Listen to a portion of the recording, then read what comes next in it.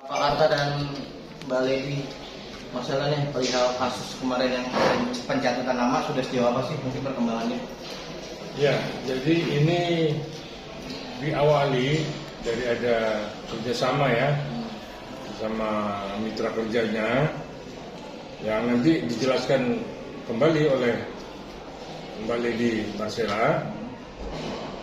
Tapi di sini melibatkan ya seorang notaris ya, saya tidak bilang oknum ya, tapi seorang notaris ya, seorang ibu notaris yang memang berprakteknya udah cukup lama, cuman kok sampai dia berani melakukan hal-hal yang memang tidak sesuai dengan SOP dan sudah melanggar sumpah, sehingga tempo hari kita laporkan ke MPD, ya, MPW, dan akhirnya diputus bahwa yang bersangkutan itu memang bersalah dan dikenakan sanksi. Untuk lebih jelas materinya seperti apa, Mbak Lady bisa jelaskan langsung.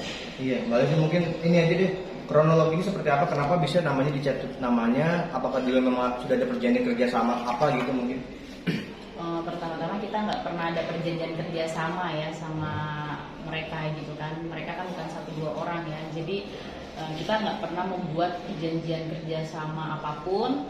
Bahkan mereka yang memperdaya memakai perusahaan saya menggunakanlah produk notaris ini gitu. Jadi ada akte salinan seolah-olah draftnya, terus isinya itu seolah-olah saya tahu, padahal saya nggak pernah dikasih draft itu sama sekali, tapi mereka berkehendak menerbitkan itu semua. Makanya kemarin kita laporin perbuatan notaris ya, karena saya nggak pernah ketemu notaris, nggak pernah order ke notaris terkait saya mau buat akte salinan atau akte kuasa seperti itu, saya nggak pernah.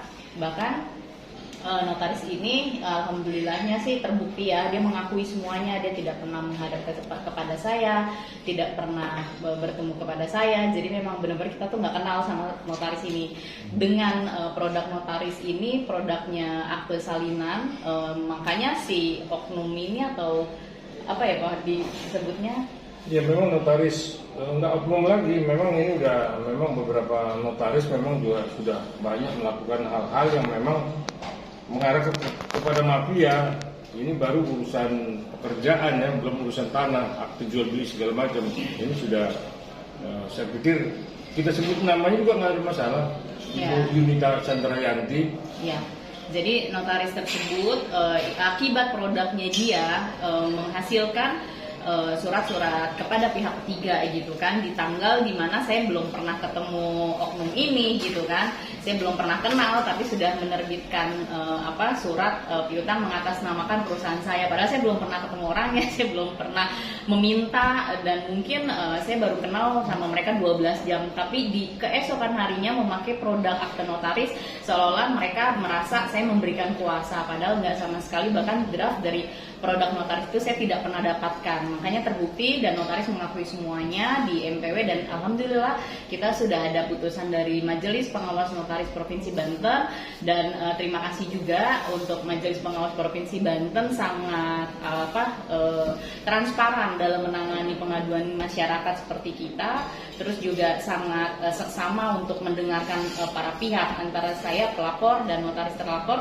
Alhamdulillah sih prosesnya juga berjalan sangat lancar, dan notaris baru kali inilah ya saya dengar keterangannya, bahkan saya baru tatap muka satu meja gitu dan mengakui semuanya kalau memang dia tidak pernah menghadap. Di sini ada putusannya, notaris itu diusulkan untuk diberhentikan seperti itu.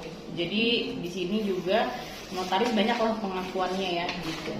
Diberhentikan sementara waktu untuk berpraktek sebagai notaris selama 3 bulan. Ya. Sudah resmi Bang, berarti sudah benar-benar Sudah dalam putusannya dan sudah inkrah karena dia tidak banding. Mungkin kalau banding nanti bisa ditambah, dan mungkin kalau kasasi pun juga nanti bisa dipecat. Makanya dia pikir 3 bulan udah nggak terlalu lama lah. Nah, jadi selama periode itu nggak ada, dari notaris itu nggak ada permintaan maaf pribadi gitu ke Mbak Marcella setelah ini gitu. Kalau secara pribadi sudah minta maaf, tetapi kan ini kita proses hukum. Artinya secara hukum memang mesti diputuskan, karena ini kan produk hukum, jadi keputusannya memang harus diambil dengan memberhentikan dengan sementara selama 3 bulan. Dan di sini memang mukjizat sekali gitu ya, notaris ternyata mengakui semuanya perbuatan dia dan banyak sekali pasal yang dilanggar gitu. Di sini juga benar bahwa terlapor atau notaris mengakui bahwa dalam pembuatan akte tersebut yang dipakai sama saya sebut mantan rekan kerja atau oknum ya, itu tidak sesuai dengan ketentuan yang diatur dalam Undang-Undang Pembuatan Notaris tahun 2014 dan beberapa pasal mungkin juga artinya gini, artinya semua kejahatannya itu ya terungkap di majelis pengawas notaris wilayah ya, karena dari DPD terus naik ke MPW dan MPW diputuskan. Nah, ketika dia tidak banding, berarti dia sudah menerima putusan itu dan dia harus menjalankan putusan itu. Nah, putusannya itu 3 bulan sama sekali tidak boleh berpraktek sebagai seorang notaris. Hanya 3 bulan?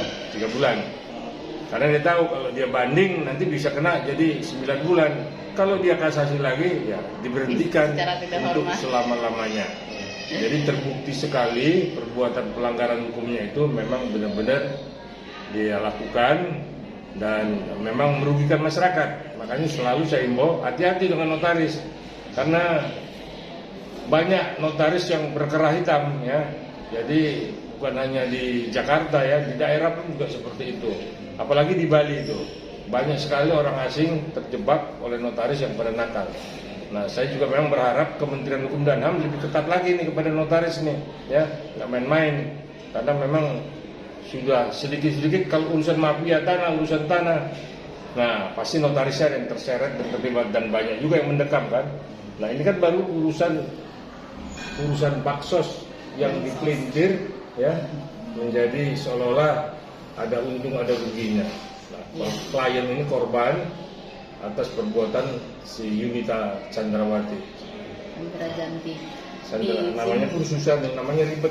Makanya orangnya ribet juga. Tapi ada kerugian nggak dicatat nama PT ini ya, perusahaannya itu ada kerugian nggak sih? Mungkin ada tagihan lah, mungkin semacam itu.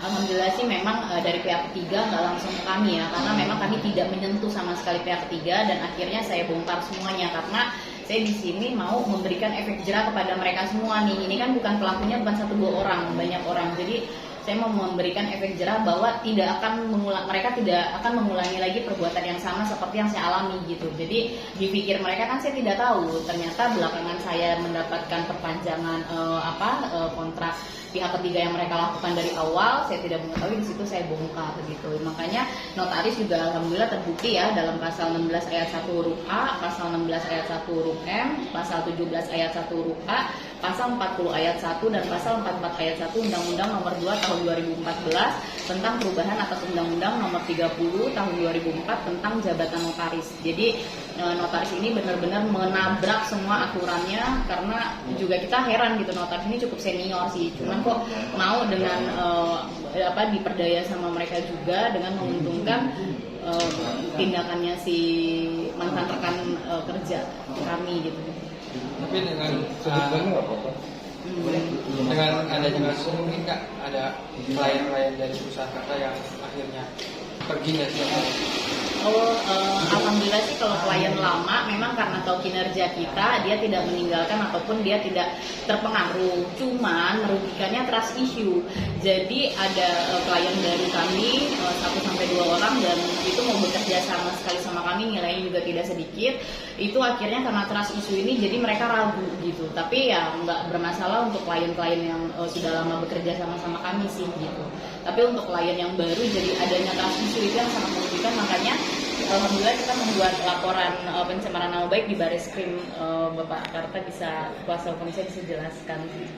Ya, jadi semua perbuatan dan apa yang dilakukan oleh mitra kerjanya sudah dilaporkan ke Bareskrim.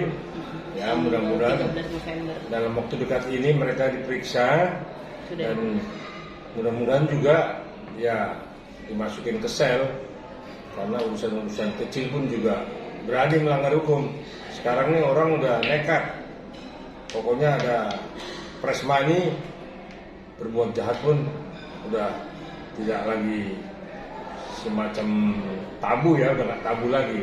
Jadi sudah kami laporkan ke Mabes Polri. Nah, tinggal kita lihat seperti apa nanti Mabes Polri menyikapi laporan kita. Dengan pasal apa?